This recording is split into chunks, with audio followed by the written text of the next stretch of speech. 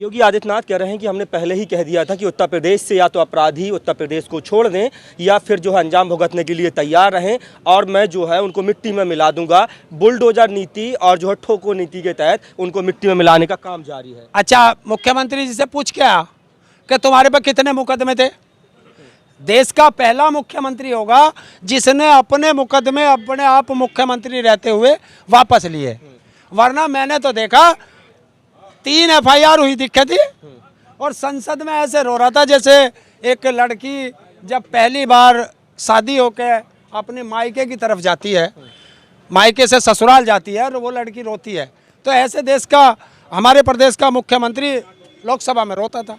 हरिंदर ताऊ, मुख्यमंत्री लगातार कहते हैं कि जो सारे अपराधी माफिया और जो बाहुबली हैं इनका पालन पोषण पिछली जो सरकारें थी, सपा या बसपा की सरकारें हैं, उन्होंने किया था। ये सपा और बसपा पोषित गुंडे थे, अपराधी थे, उनको अब जो है खत्म करने का काम भारतीय जनता पार्टी। मैंने तो यहाँ ये भी देखा कि यहाँ का अपराधी पुलिस के संरक्षण में क्रिकेट भी खेलता देखा। तो आप किसकी तरफ आपका इशारा है कि पुलिस के संरक्षण में कौन क्रिकेट खेलता है? नाम याद नहीं रहते मेरे। अब मैं कोई अपराधियों का ठेकेदार थोड़ा ही हूँ, मैं बता ही तो सकूं। ये मुख्यमंत्री बताएगा कि पुलिस संरक्षण में उसके मुख्यमंत्री काल में कौन अपराधी क्रिकेट खेल रहा था, बता दे। लगातार समाजवादी पार्टी जातिगत जनगणना की बात कर रही है। जातिगत जनगणना को एक बड़ा मुद्दा और जो है अहम मुद्दा बनाया हुआ है। अखिलेश यादव खुद कह रहे हैं कि अगर हमारी सरकार बनती तो हम 1 महीने के अंदर जातिगत जनगणना कराते। अब बिहार पूरे देश का एक इकलौता ऐसा राज्य बन गया है जो 1931 के बाद अब जातिगत जनगणना कराने जा रहा है। समाजवादी पार्टी की क्या रूपरेखा है? पहले तो आप करेक्ट करें अपने आप को। अखिलेश ने कहा कि 3 महीने में जातिगत जनगणना होगी, 1 महीना नहीं, 3 महीने। दूसरी चीज़, बिहार में जिस दिन से जातिगत जनगणना के लिए सवाल उठा है और वहाँ होनी शुरू हुई है, उस दिन से गुजराती दोनों शहंशाह और उसके वजीर की नींद हराम है। और वहाँ पहला रिजल्ट आ चुका है कि वहाँ ये हो गया है कि बिहार के अंदर कितनी जातियाँ हैं टोटल, वो आ चुकी हैं। और 30 अप्रैल के बाद वहाँ की जाति जनगणना पूरी हो जाएगी। और जैसे ही बिहार से जातीय जनगणना का रिजल्ट आउट होगा, देश में तहलका मचेगा। देखिए, अगर जातीय जनगणना नहीं होगी, आप बता देते हो कि भारत में शेर इतने हैं, उनकी गणना कर लोगे, चीते इतने हैं, गैंडे इतने हैं, हाथी इतने हैं, तो हमें भी तो पता चले कि इसमें इस जाति के इतने लोग हैं, इस जाति के इतने लोग हैं, इस जाति के इतने लोग हैं। और वही एक फार्मूला लगता है कि जिसकी जितनी संख्या भारी उसकी उतनी हिस्सेदारी। तो आपको नहीं लगता है कि जातीय जनगणना होगी तो जातीय जनगणना से जो है देश में जो है जातिवाद और ज़्यादा फैलेगा? अभी तो तुम बता रहे हो कि स्टूल मंत्री कह रहा था कि यादववाद और फलानावाद और ढिकड़ावाद। अभी तो तुम ही कह रहे थे। पत्रकार महोदय, एक तरफ रहो, सच के साथ रहो। वो तो उप मुख्यमंत्री का बयान है, वो हमने मतलब तो, और ये किसका बयान है कि जातीय जनगणना से? क्यों भाई, अगर मैं जाट हूँ तो मुस्लिम हो, ये यादव है, ये ब्राह्मण है, ये चमार जाति में, तेली है, बड़ी है, कुमार है, नाई है, अगर ये पता चल गया तो इससे कौन सा राडबर्जी भाई? वे है नहीं, वे तो आज भी हैं। और मुझे भी पता और तुझे भी पता कि इस भैया की जाति है, इसकी है, इसकी है। तो अगर बात करें तो मायावती, अखिलेश यादव और योगी आदित्यनाथ के मुकाबले कौन बेहतर मुख्यमंत्री आपको लगता है? तीनों में कौन बेहतर मुख्यमंत्री है? अरे तुम पत्रकार हो, तीनों के कार्यकाल का देख लो, जिसके कार्यकाल में ज्यादा विकास हुआ हो वही बढ़िया मुख्यमंत्री। जिसके कार्यकाल में ज्यादा अपराध हुए हो, डाटा उठाओ, तुम्हारे पास NCRB का डाटा है। मैं ये नहीं कहता कि ये बढ़िया, ये बढ़िया, ये बढ़िया। तुम पत्रकार हो, तीनों के शासनकाल का डाटा उठाओ NCBRT का और उससे डिक्लेयर करो। तुम बताओ जनता को, मैं बताऊंगा तो तुम कह दोगे कि उसके फेवर का, उसके फेवर का। तुम तो पत्रकार हो, बताते क्यों नहीं देश की जनता को? देश का मेन स्ट्रीम मीडिया लगातार जो है भारतीय जनता पार्टी के बारे में जो दिखा रहा है और जो तमाम मेन स्ट्रीम मीडिया है उसको लेकर के हरिंदर ताऊ की क्या राय है? क्या सोचते हैं आप मेन स्ट्रीम मीडिया के? देखिए, तुम मेन स्ट्रीम मीडिया कहो जाओ, वो मीडिया बची नहीं है देश के अंदर। आज कर एडवर्टाइजमेंट प्राइवेट लिमिटेड कंपनी होगी, जो पैसा फेंकता है उसका एडवर्टाइज कर देते हैं। मोदी ने वे खरीद रखी है, तो वो बीजेपी प्राइवेट एडवर्टाइजमेंट कंपनी है, उसे मेन स्ट्रीम मीडिया कह के तुम मीडिया का बदनाम क्यों करते हो? हरिंदर ताऊ क्यों पहुंचे थे समाजवादी पार्टी कार्यालय और मुलाकात करने अखिलेश यादव से पहुंचे थे आप? मुलाकात हुई है? क्यों? अखिलेश यादव का ऑफिस लंदन में है जहाँ पासपोर्ट लगता हो। मैं क्यों नहीं जा सकता? मैं तो सबके पास जाता हूँ। योगी आदित्यनाथ के पास कब जाएंगे? 8 बार गया उसके भी। जब ना मिलता तो मैं क्या करूँ? दुनिया से झूठ बोल रहे हैं कि मैंने जो है वो लगा रखा है जनता दरबार, और जनता दरबार में बैठे हैं गुलाम। अगर गुलाम सुनते तो अपने जिले में नहीं सुनते, वे यहाँ कैसे सुन लेंगे? जब आप भाजपा आरएसएस मोदी योगी के खिलाफ बोलते हैं तो कैसे मिलेंगे वो आपसे? कि चोर को चोर कहना कोई गुनाह है? अगर चोर को चोर कहने का गुनाह है तो ये ताऊ तो जब तक जिएगा जब तक चोर को चोर कहेगा। और सुन, तुझे आज आखिरी बात बता देता हूँ, ये ताऊ जब बोलता है तो लखनऊ और दिल्ली का सिंहासन डोलता है।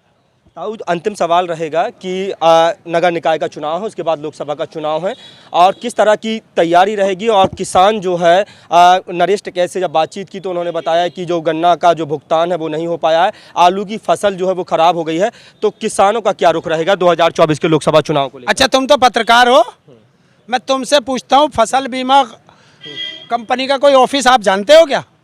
जानते हो? पत्रकार हो भाई, इधर क्यों करिए जरा सा पत्रकार, मतलब जानते हो?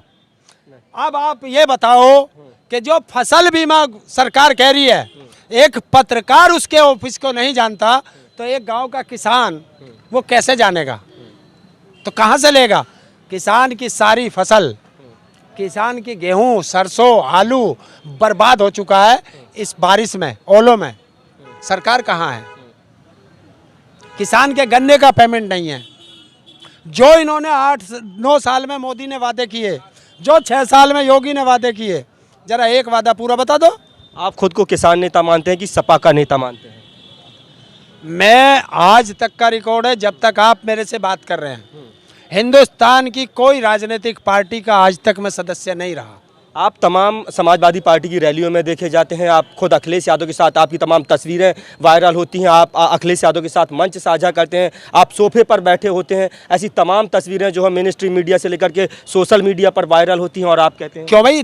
प्रदेश का मुख्यमंत्री रह चुका है और आज भी विपक्ष का नेता है, और आपको पता है कि मैं हैंडीकैप के लिए भी लड़ता हूँ, विकलांगों के लिए, तो मैं विकलांगों के लिए उनसे भी बात करता हूं, और मैं चाहता हूं उनके विधायकों से कुछ विकलांगों को दिलवा दूं।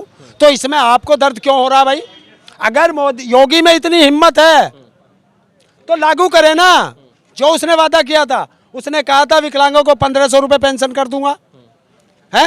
अगर इतना है तो दिल्ली में 2500, एक छोटा सा मुख्यमंत्री हवाई चप्पल वाला, वो हैंडीकैप को 2500 देता है और ये 1000 देता है।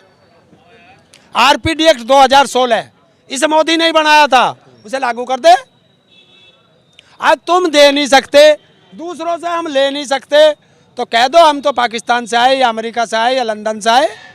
तो बसपा सुप्रीमो मायावती एक बात कह रही हैं, कह रही हैं कि 2 जून 1995 को अगर गेस्ट हाउस कांड ना हुआ होता तो सपा और बसपा का जो गठबंधन है वो पूरे देश पर राज करता। देखिए, एक चीज़ है, मायावती जी को एक चीज़ सोच लेनी चाहिए कि हाँ, मेरा और आपका झगड़ा हुआ, लेकिन जब मैं और आप एक मंच पे दोनों साथ आकर के बैठ गए बाद में, तो वो झगड़ा उसी दिन खत्म हो गया था। जिस दिन मायावती जी अखिलेश के साथ और नेताजी के साथ मंच पर आ गई थी, गेस्ट हाउस कांड उसी दिन समाप्त हो चुका था। अब बार बार उसे क्यों नोच रहे हो? खिस्यानी बिल्ली खंबा नोचे, तो ऐसा उनको नहीं करना चाहिए। वो राजनीतिक है, जनता भी समझती है। और एक चीज़ मुझे बताओ, आज तक मायावती जी ने पूरे उत्तर प्रदेश के अंदर, देश के अंदर, किसी किसान के लिए, मजदूर के लिए, महिला के लिए, हैं, एससी के लिए, एसटी के लिए, ओबीसी के लिए, माइनॉरिटी के लिए कभी सड़कों पे कोई धरना दिया है? दिया हो तो मुझे बता दो भाई। तुम हमारे धरने में तुम नहीं जाओ, हमारे पर लटपट रहा वहाँ तुम नहीं आओ, तो भाई ऐसे नेताओं से तो जनता उत्तर प्रदेश की राम राम करे। चलिए, बस एक सवाल रहेगा कि आप सपा कार्यालय पहुंचे थे, चुनाव लड़ने की तैयारी कर रहे हैं कि हरिंदर ताऊ? नगर निकाय का चुनाव है, टिकट लेने के लिए आए थे, चुनाव लड़ेंगे, चुनावी मैदान में देखेंगे क्या आपको? देखिए, मैं चुनाव नहीं लड़ता।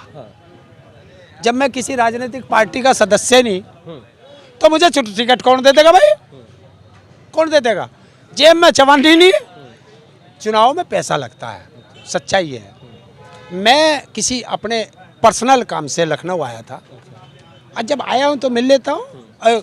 ये अखिलेश जी का धन्यवाद है कि आज 1.5 साल से ज़्यादा से मुलाकात है,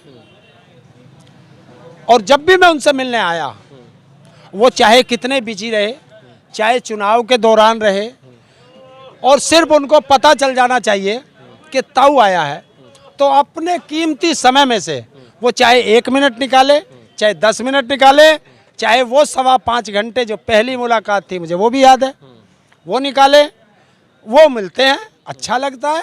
और प्रदेश का एक पूर्व मुख्यमंत्री, समाजवादी पार्टी का राष्ट्रीय अध्यक्ष और विपक्ष का वर्तमान में नेता जब एक मेरे जैसे छोटे किसान के बेटे से मिलता है तो हर व्यक्ति का सीना चौड़ा हो जाता है। तो एक सवाल रहेगा कि लगातार कहा जा रहा है कि जो मुलायम सिंह जी का, स्वर्गीय सपा संरक्षक नेताजी मुलायम सिंह का अधूरा सपना था प्रधानमंत्री बनने का, कहा जा रहा है कि उनका जो सपना है 2024 में अखिलेश यादव पीएम मटेरियल के तौर पर देखे जा रहे हैं।